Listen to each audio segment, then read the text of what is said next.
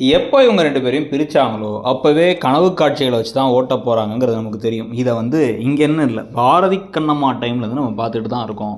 So இந்த மாரி தான் நடக்கும். அதே மாரி தான் இப்போ வந்து பார்த்தீங்க அப்படின்னா, அதுக்கு முன்னாடி இப்போ அந்த மாடலிங் ஃபோட்டோ ஷூட் நடந்துட்டு இருக்குல்ல, அப்போ அதில வெளில கூட்டு வந்துட்டு விஜய் கிட்ட இந்த மாரிலாம் பண்ணாதீங்க. சும்மா கடுப்பேத்திட்டு இருக்கீங்க. எங்க அம்மாவையும் கடுப்பேத்துறீங்க. குடிச்சிட்டு வந்து டான்ஸ் ஆடிக்கிட்டு இருக்கீங்க. ஏதாவதையும் வெறுப்பேத்திட்டு இருக்கீங்க. இந்த மாரிலாம் பண்ணுறீங்கன்னா நான் என்ன பண்ணுவேன் தெரியுமா?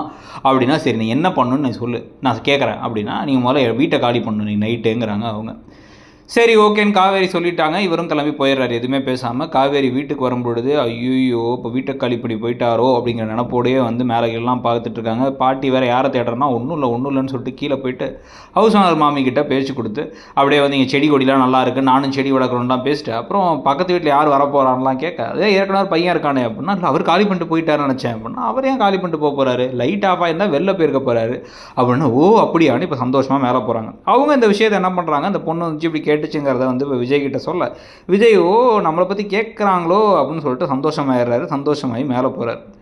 மேலே போயிடுறாரு. மேலே போனதுக்கப்புறம் வந்து பார்த்திங்க அப்படின்னா வந்து அங்கே திருப்பி வந்து பாட்டி வந்து என்னடா நடக்குது இங்கே அப்படிங்கிற மாதிரி வந்து பேச்சு கொடுக்க, ஒன்றும் இல்லை அப்படின்ட்டு காவேரி கிளம்பி போயிடுறாங்க உள்ளார. ஸோ இது நடந்து முடிஞ்சதுக்கப்புறம் அடுத்த நாள் காலையில் இப்போ வந்து வாக்கிங் போகும்பொழுது இப்போ பாட்டி கூட சேர்ந்து வாக்கிங் யார் போகிறான்னா விஜய் போகிறாரு. போயிட்டு வந்து இப்படி கையை சுற்றி நடந்தால் தான் நல்லாயிருக்கும், வேகமாக நடங்கலாம் அட்வைஸ் பண்ண, நீ சொன்னாலாம் நான் கேட்க மாட்டேன்னு இவங்க பேச, அப்புறம் எப்படியாச்சும் வந்து உங்கள் மருமகள்கிட்ட பேசி என்னையும் என் ஒய்ஃபையும் சேர்த்து வைங்களேன்னு இவர் சொல்ல. ஸோ இந்த சமயத்தில் கரெக்டாக அங்கே குமரன் வந்துடுறார். குமரன் வந்துட்டு குமரன் வந்தோடனே பாட்டி பயப்படுறாங்க, சாரதா கிட்ட நம்ம பேசினா சொல்லிவிடுவானோ இவன் அப்படின்ட்டு. அவர் என்ன பயப்படுறாருன்னா, விஜய் கிட்ட பேசினா பாட்டி சொல்லிவிடுமோ அப்படின்னு பயப்படுறாரு. ஸோ வந்து பைக் எடுத்து வளைச்சி வந்து நிறுத்தி வா பாட்டி போகலான்னு பைக் எடுத்து கிளம்பிடுறாங்க 2 பேரும். இதுக்கு நடுவில் இப்போ குமரனும் கங்காவும் கிச்சனில் உட்காந்து பேசிகிட்டு இருக்கிறத பார்க்க காவேரிக்கு தானும் விஜயும் இருக்க மாதிரி இருக்கிறது, அவர் வந்து இடுப்பை கிள்றது, இவங்க கொஞ்சறது, இவங்க வந்து தெரியாமல் சூடு வச்சிடுறது அப்படின்னு சொல்லிட்டு வந்து ஒரே ரொமான்ஸ் காட்சிகளாக ஞாபகத்துக்கு வந்துகிட்டே இருக்குது. ஞாபகத்தில் வந்துட்டு நீ என் பொண்டாட்டிடி அப்படின்னு அவர் சொல்கிறத இவங்களே நினச்சி பார்த்துக்கிறாங்க.